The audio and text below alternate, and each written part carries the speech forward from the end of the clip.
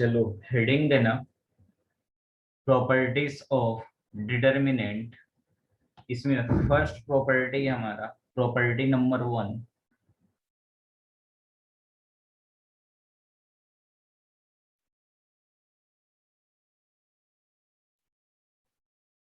Property number first. इसमें लिखना first property में the values the value of the value of the determinants the value of the determinant remains unchanged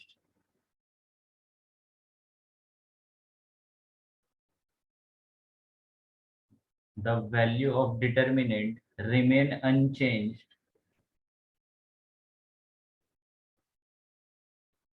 if its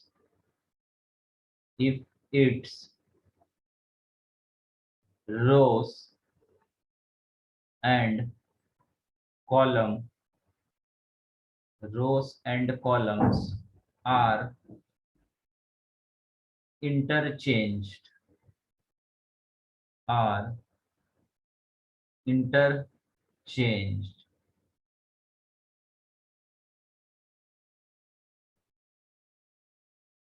ठीक है। तो देखो statement क्या है हमारा, पहला फर्स्ट प्रॉपर्टी में the value of determinant remain unchanged, determinant का वैल्यू अनचेंज होगा if its row and column are interchange. ठीक है, कोई भी डिटर्मिनेंट में या तो 2/2 डिटर्मिनेंट हो, ठीक है, या 3/3 डिटर्मिनेंट हो, ठीक है, उस डिटर्मिनेंट में अगर तुम रो को कॉलम में इंटरचेंज कर दो या कॉलम को रो में इंटरचेंज कर दो तो होल डिटर्मिनेंट के रिजल्ट में कोई इफेक्ट नहीं पड़ेगा। ठीक है, विदाउट चेंज और विथ चेंज रिजल्ट हमारा क्या आने वाला है, सेम आने वाला है। ठीक है, फॉर एग्जाम्पल के लिए जैसे मान लो एक एग्जाम्पल लेते हैं, let a determinant A is equals to 2 0 1 5 3 4 1 6 9। ठीक है, ये डिटर्मिनेंट हमारा 3/3 है। इसको सॉल्व करो, इसको अगर अपन सॉल्व करते हैं तो हमारा आ जाएगा यहाँ पे determinant A equals to, first row को अगर अपन एक्सपेंड करते हैं पहला रो को तो कितना हो जाएगा, 2 टाइम्स ऑफ रूल बताया था मैंने, 2 के रिस्पेक्ट में रो और कॉलम डिलीट हो जाता है। ये एलिमेंट को सॉल्व कर देते क्रॉस मल्टीप्लाई, 3 × 9 27 माइनस 24, तो 27 माइनस 33 आंसर आता। हाँ, टोटल 33 आता है। ठीक है, 24 फिर जीरो लेगा तो जीरो को किसी से भी मल्टीप्लाई करेगा तो जीरो ही आ जाएगा, प्लस 1 लिया तो 1 से हमारा आ जाएगा ये कॉलम ये रो कैंसल, 30 - 3 इसको सॉल्व करोगे तो ये आ जाता है 3 6 और ये आ जाएगा +27, तो ऐड करोगे कितना आ जाएगा, 33 आ जाएगा। ठीक है, बराबर है। डिटर्मिनेंट हमारा कितना आ गया, ओरिजिनल डिटर्मिनेंट 33। अब हम लोग इसको इंटरचेंज करते हैं, प्रॉपर्टी का यूज करते हैं। ठीक है, तो यहाँ पे लिखेंगे बाय इंटरचेंजिंग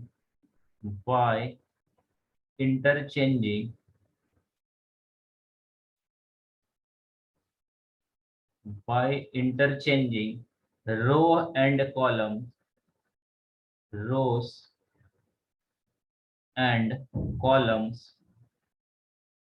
रो और कॉलम को अगर इंटरचेंज करेंगे तो हम लोग नया डिटर्मिनेंट का नाम डाल देते हैं कि A1 डिटर्मिनेंट है। तो A1 डिटर्मिनेंट इक्वल्स टू, देखो क्या हो जाएगा, ध्यान से समझना। अभी ये पहला रो है R1 और ये है R2 और ये है R3, तो R1 को फर्स्ट कॉलम में लिख देते हैं 2 0 1, ये हो जाएगा पहला कॉलम C1। सिमिलरली R2 को C2 में लिख देते हैं तो कितना हो जाएगा 5 3 4, R3 को C3 में लिख दो 1 6 9। ठीक है, अब इसका डिटर्मिनेंट निकाल लो, डिटर्मिनेंट ऑफ A1। इसको भी सॉल्व करोगे ना तुमको इतना ही मिलेगा 33। ठीक है, सॉल्व करके देखो। 2, ये कॉलम ये row cancel, 9 multiply 3 27 minus 24, 27 minus 24 minus 5, alternate sign जाता, प्लस माइनस प्लस 5 के रिस्पेक्ट में ये और ये cancel, 9 multiply 0 0 minus 6 0 minus 6 plus 1 1 के रिस्पेक्ट में ये और ये कैंसल, 0 माइनस 3 0 माइनस 3। इसको सिंप्लीफाई करोगे तो ये आ जाएगा तुमको 6 प्लस 30 माइनस 3, तो कितना हो जाएगा? 36 में 3 किया तो 33 आ जाएगा। ठीक है, तो देखो दोनों डिटर्मिनेंट का रिजल्ट हमारा कितना हो गया, विदाउट इंटरचेंज भी 33 आ रहा है और विथ इंटरचेंज भी 33 आ रहा है। तो हमारा जो फर्स्ट प्रॉपर्टी है, प्रॉपर्टी क्या है कि इंटरचेंजिंग रो एंड कॉलम, तो हमारा होल डिटर्मिनेंट का रिजल्ट क्या होगा, अनचेंज होगा, बराबर सेटिस्फाइड कर रहा है। तो यहाँ से हम लोग बोलेंगे कि 10 determinant of A is equals to determinant of A1, यानी हमारा कंडीशन को सेटिस्फाइड कर रहा है। नहीं समझा? समझा। ठीक है, इसको नोट डाउन कर लो। नेक्स्ट प्रॉपर्टी पे आते हैं, प्रॉपर्टी नंबर 2 पे।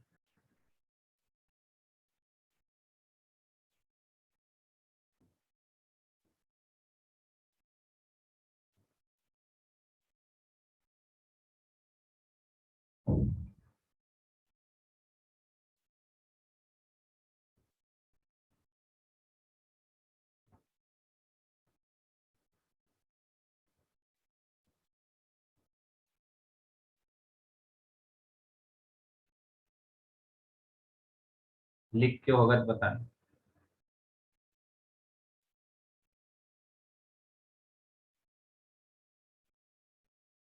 सर बोलो। सर ये मीटिंग मुझे 10 बार बाहर निकल रहा है।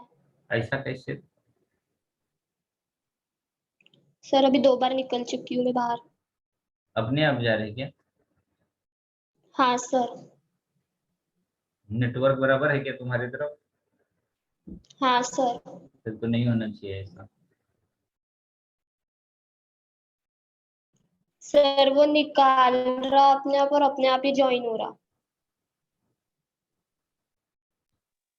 तो नेटवर्क प्रॉब्लम होगा। हाँ, नेटवर्क प्रॉब्लम से ही जाता है, इधर से कुछ नहीं हो रहा है, इसका शुभम का भी नहीं हो रहा, मेरा भी बराबर चल रहा है।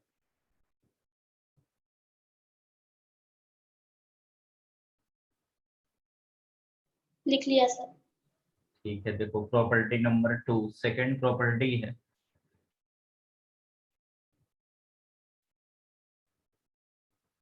ठीक है, जो नोट डाउन नहीं कर पाओगे ना बताना, इनका वो नोट डाउन करेगा ना शुभम, व्हाट्सएप पे डाल देगा, ऐसा कुछ छूट जाएगा तो।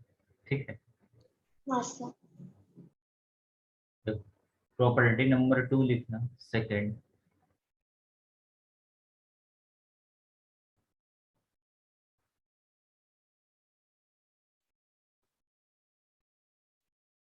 और मोबाइल से अगर कर रहे हो तुम लोग क्लास पे स्क्रीनशॉट ले सकते हैं डायरेक्ट, ऐसा नहीं है हाँ सर। कि अगर कुछ मान लो छूट रहा है, जल्दी में लिखना है तो स्क्रीनशॉट ले सकते हो। देखो प्रॉपर्टी नंबर 2 में लिखना सेकंड में, इफ एनी टू रोज और columns, any two rows or columns of a determinant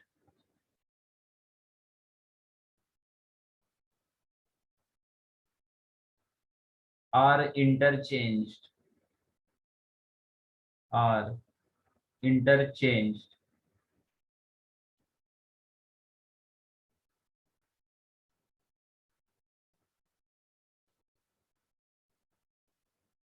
then THEN, then sign of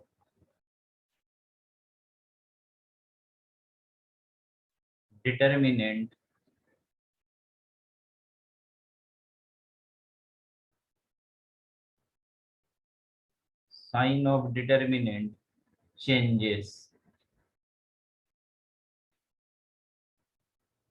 अब देखो प्रॉपर्टी नंबर 2 हमारा क्या बोल रहा है, इसका definition, if any two rows, अब यहाँ पे ध्यान से समझना, दो रो या दो कॉलम, ठीक है, अब इसमें पूरा नहीं बोल रहा है, ठीक है, एनी टू रो और column of a determinant are interchange, ठीक है, कोई भी डिटर्मिनेंट का दो रो और दो कॉलम को अगर इंटरचेंज करोगे तो देन साइन, साइन जो होगा डिटर्मिनेंट का वो क्या हो जाएगा, चेंज हो जाएगा, ठीक है। अगर ओरिजिनल डिटर्मिनेंट का साइन पॉजिटिव आ रहा है, फॉर एग्जांपल मान लो कि जो अभी डिटर्मिनेंट हमने प्रीवियस प्रॉपर्टी में लिया था उसका आंसर क्या रहा था, 33 आ रहा था पॉजिटिव, अगर उसे डिटर्मिनेंट का दो रो या दो कॉलम अगर इंटरचेंज करोगे तो उसका आंसर आ जाएगा -33, ठीक है, यानी साइन चेंज हो जाएगा, पॉजिटिव है तो नेगेटिव आ जाएगा और नेगेटिव रहा तो पॉजिटिव आ जाएगा, तो ये हमारा प्रॉपर्टी नंबर सेकेंड है, ठीक है।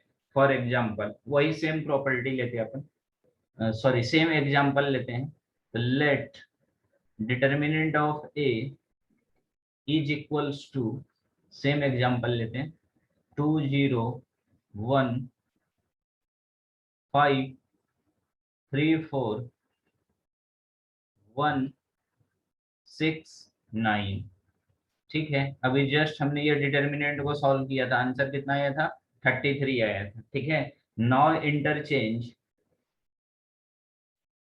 नाउ इंटरचेंजिंग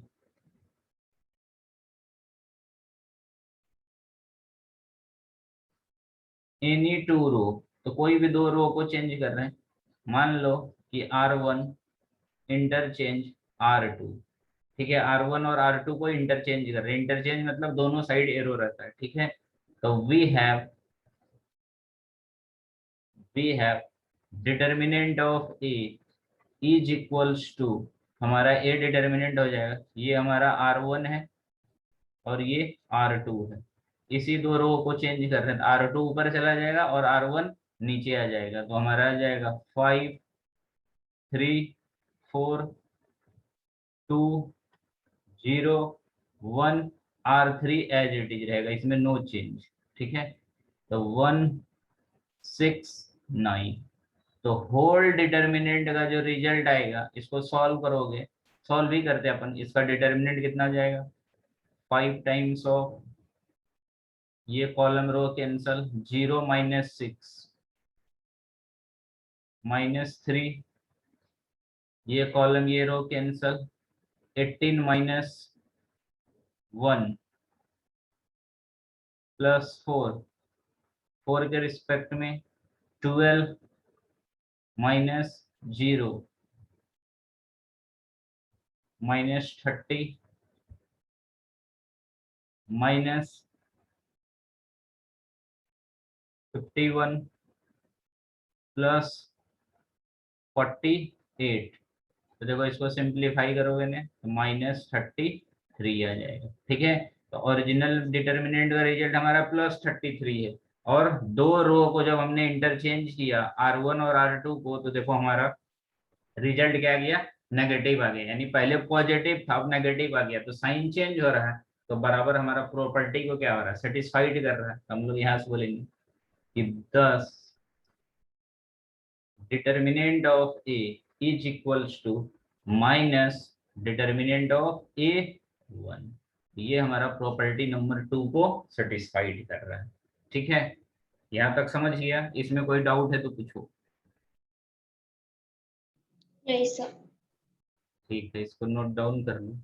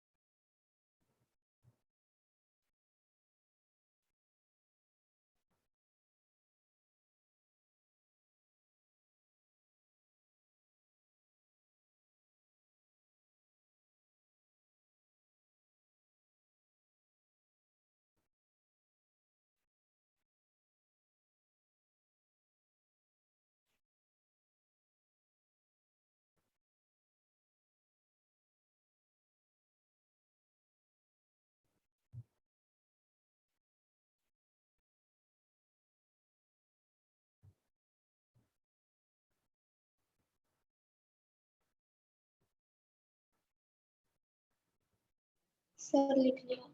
देखो property number third, property third हमारा क्या हो रहा है,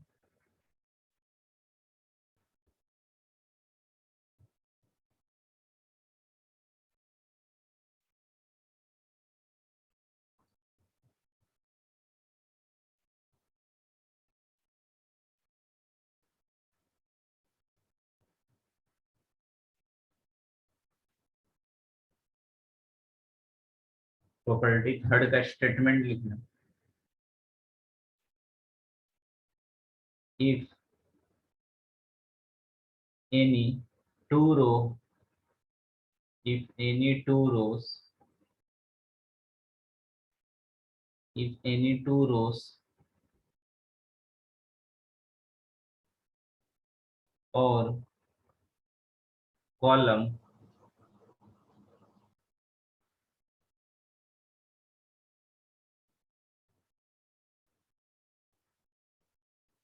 or columns of a determinant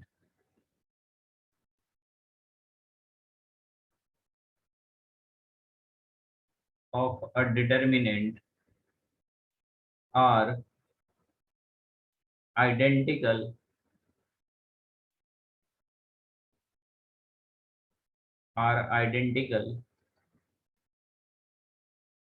then value of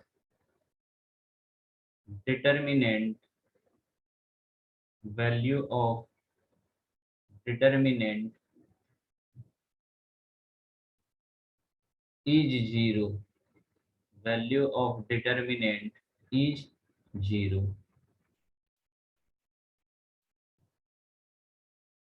ठीक है, देखो थर्ड प्रॉपर्टी हमारा क्या है, ध्यान से सुनना।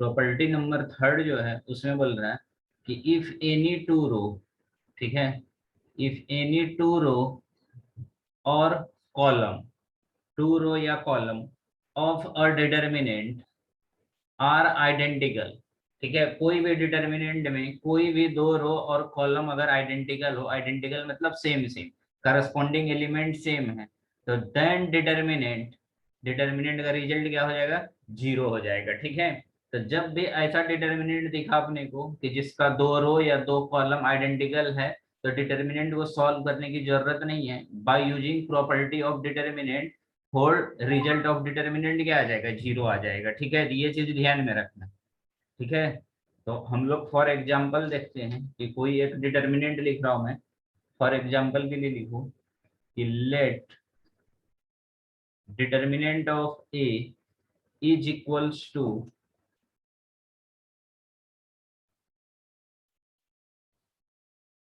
1 5 3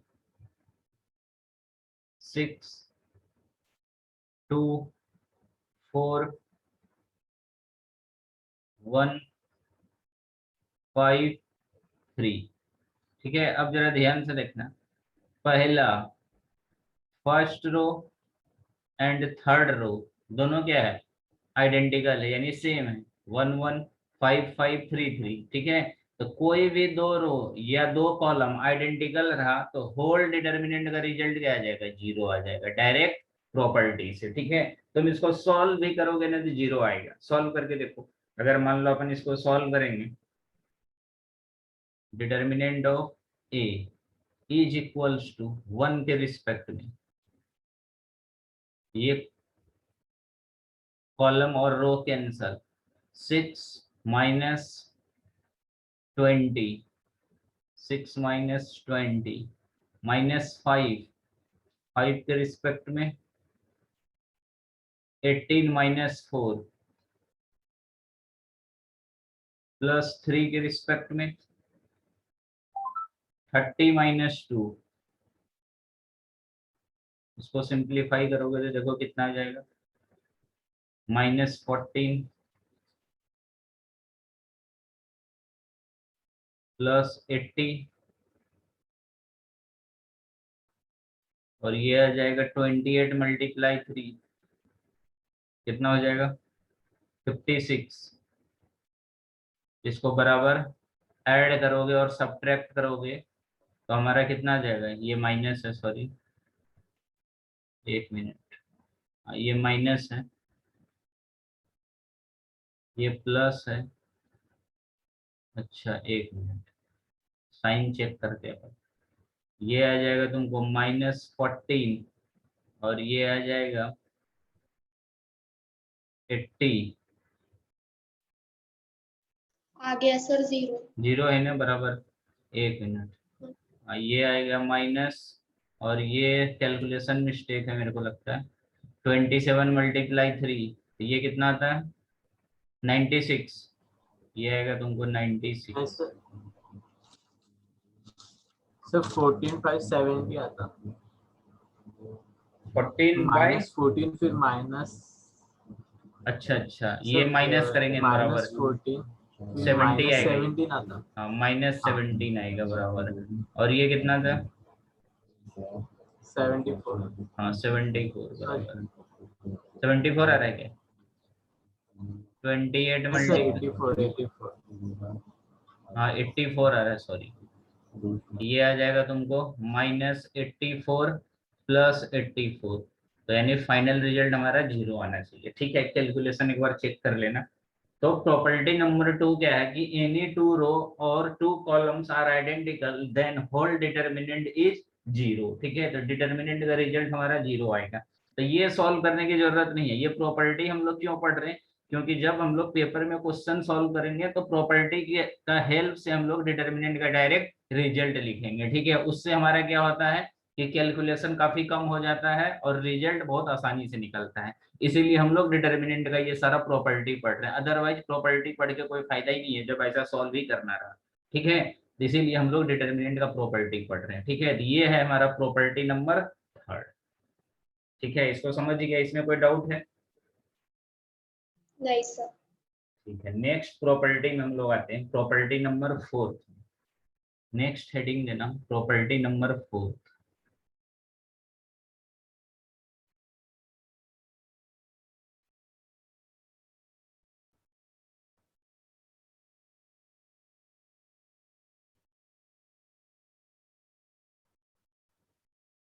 स्टेटमेंट लिखना, if each element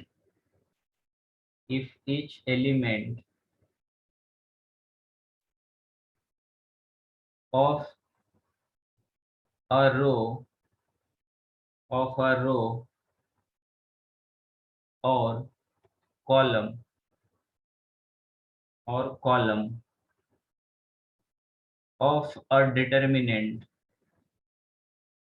of a determinant is multiplied by a constant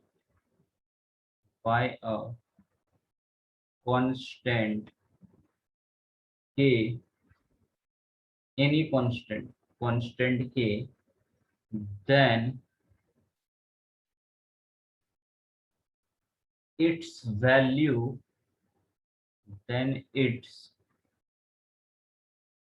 values gets multiplied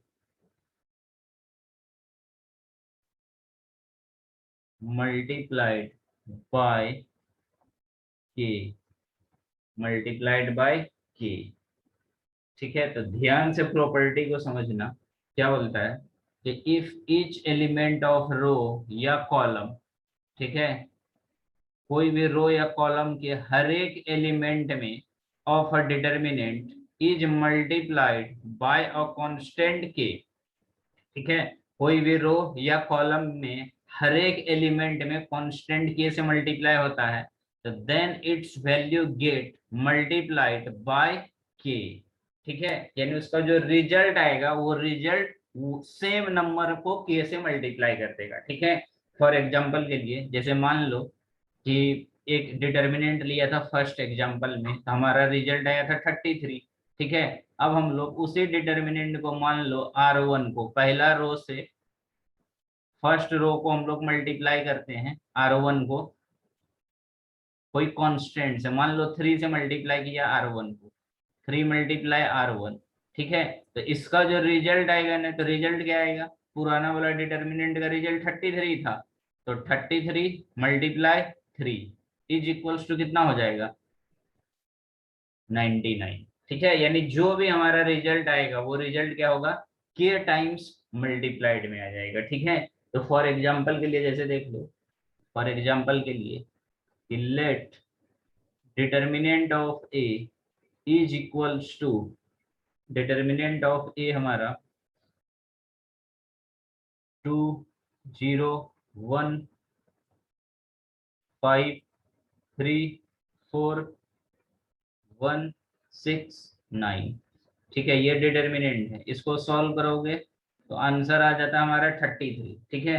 अब हम लोग इसमें मल्टीप्लाई कर रहे हैं, ठीक है।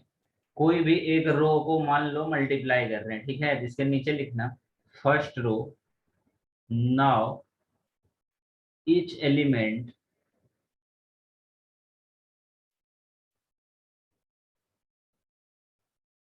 now each element of first row of first row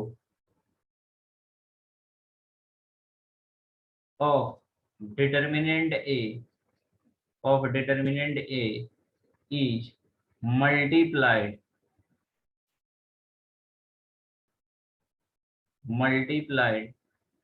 by 3, ठीक है। 3 से मल्टीप्लाई कर रहे हैं फर्स्ट रो को, ठीक है।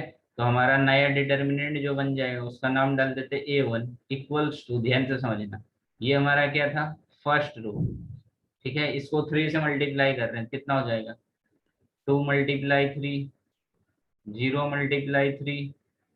सर बोलो। सर उसको 3 से क्यों मल्टीप्लाई किया? फॉर एग्जाम्पल 3 लिया, तुम कुछ भी कर सकते हो, के मतलब कांस्टेंट है, ए नहीं कांस्टेंट से मल्टीप्लाई कर सकते हो, यहाँ पे मैंने 3 लिया, 4 भी ले सकता है, तो 2 भी ले सकता है। assume किया है क्या बोल रहे हो? 3 को अज्यूम किया है ना? हाँ एज्यूम किए हैं कि 3, कुछ भी कर सकते हो एज्यूम तुम अपने हिसाब से, ठीक है। हाँ 3 हमने एज्यूम किया यहाँ पे कि 3 से फर्स्ट रो को मल्टीप्लाई कर रहे हैं, ठीक है। तो मल्टीप्लाई करेंगे ना तो फर्स्ट रो के हर एक एलिमेंट को मल्टीप्लाई करेंगे 3 से, ठीक है। बाकी row as it is, R2 R3 as it is, 5 3 4 और थर्ड रो है 1 6 9, तो इक्वल्स टू देखो क्या आने वाला, 2 multiply 3 6, 0 0 multiply 3 0, 3 multiply 1 3, R2 R3 as it is रहेगा, 5 3 4 1 6 9।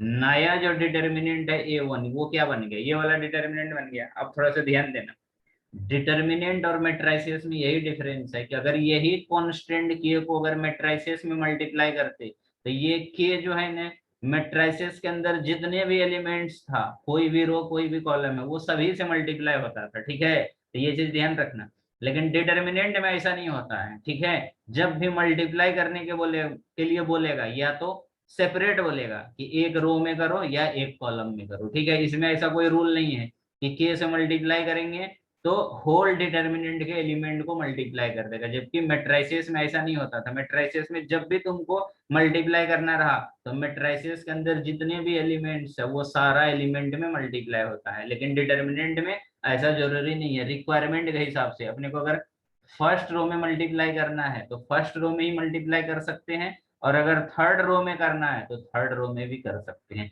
अपने रिक्वायरमेंट के हिसाब से कोई भी कांस्टेंट को तुम मल्टीप्लाई कर सकते हो, एनी रो एनी कॉलम को, ठीक है।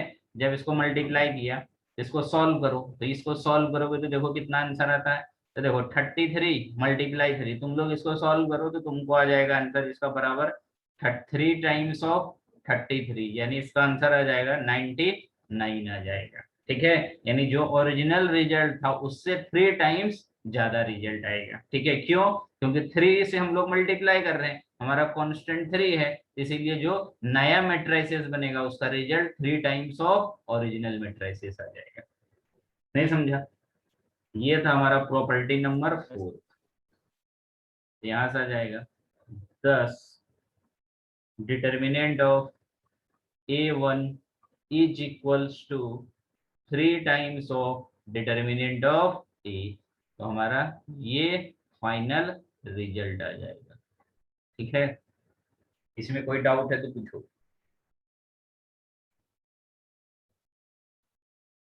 नहीं सर।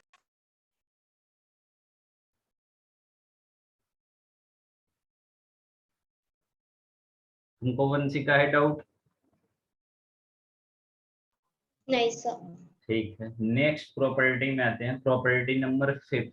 और 2 प्रॉपर्टी है, टोटल 6 प्रॉपर्टी। तो प्रॉपर्टी नंबर 5 देखो हमारा क्या बोल रहा है।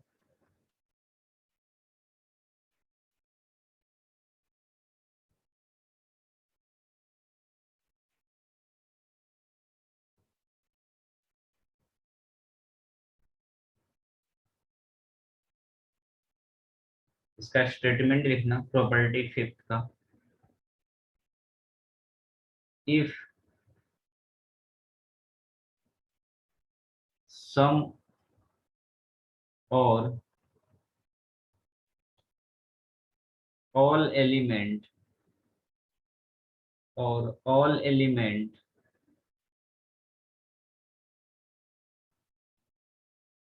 of a row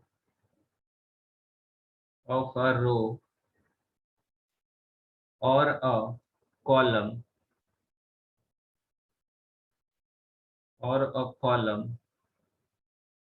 of a determinant are expressed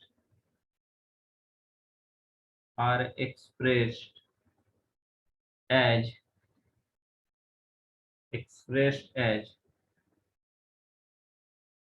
sum of two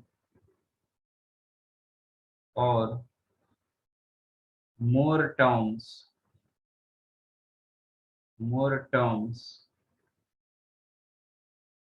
then the determinant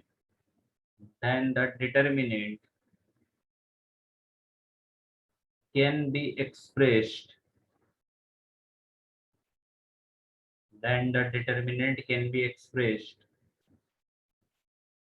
as sum of two or more determinants।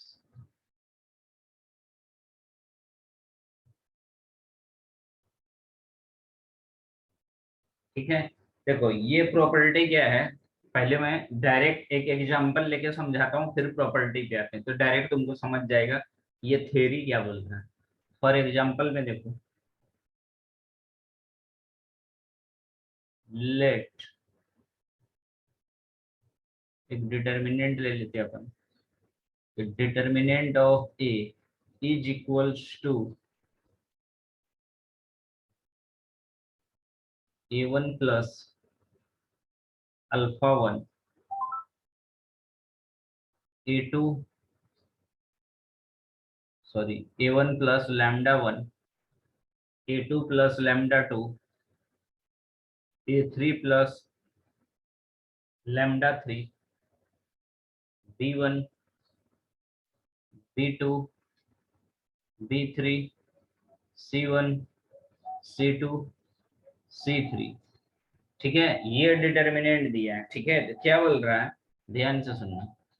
जब भी कोई डिटर्मिनेंट का कोई भी रो या कॉलम, ठीक है, ऐसा दो टर्म सम या डिफरेंस में हो, ठीक है, यहाँ देखो प्लस में A1 plus lambda 1 A2 plus lambda 2 A3 plus lambda 3, यानी R1 रो का हर एक एलिमेंट जो है उसमें दो दो टर्म्स है। ठीक है, तो रूल क्या बोलता है कि तुम ये दोनों टर्म्स को सेपरेट सेपरेट कर सकते हो, यानी दो डिटर्मिनेंट परफॉर्म कर सकते हो, यानी दो डिटर्मिनेंट बना सकते हो। तो इज इक्वल्स टू देखो कैसे बनाते हैं। पहला फर्स्ट लेंगे हम लोग स्टार्टिंग वाला A1 A2 A3, यहां से ध्यान से देखना A1 A2 A3, बाकी सेकेंड और थर्ड रो में कोई चेंजेस नहीं रहेगा, R2 R3 as it is आ जाएगा, B1 B2 B3 C1 C2 C3 आ गया। अब देखो बीच में क्या है, प्लस साइन सभी में, तो यहाँ पे प्लस बना देंगे। अब दूसरा डिटर्मिनेंट बन जाएगा, तो सेकेंड एलिमेंट क्या है, λ1 λ2 और λ3, यहाँ पे बना दूंगा मैं λ1 λ2 λ3, बाकी R2 R3 as it is, इसमें कोई चेंजेस नहीं होगा, तो यहाँ से आ जाएगा B1 B2 B3 C1 C2 C3। तो ऐसा हम लोग एक कंबाइंड डिटर्मिनेंट को सब पार्ट्स में तोड़ सकते हैं। अगर कोई भी रो या कॉलम में दो या दो से ज्यादा भी एलिमेंट्स रहा तो उसको भी हम लोग एक्सपैंड कर सकते हैं ऐसे सेपरेट सेपरेट डिटर्मिनेंट में। तो इसका कैलकुलेशन करना टफ हो जाता है, और इस फॉर्म में जब हम लोग सिंप्लीफाई करते हैं तो आराम से होल डिटर्मिनेंट का रिजल्ट फाइंड कर सकते थे। यही हमारा है प्रॉपर्टी नंबर 5, यही चीज इसमें लिखा हुआ। समझा क्या इसको? हाँ सर। हाँ सर। ठीक है, जिसको लिख लो। और एक प्रॉपर्टी और बचा है अपने इसमें,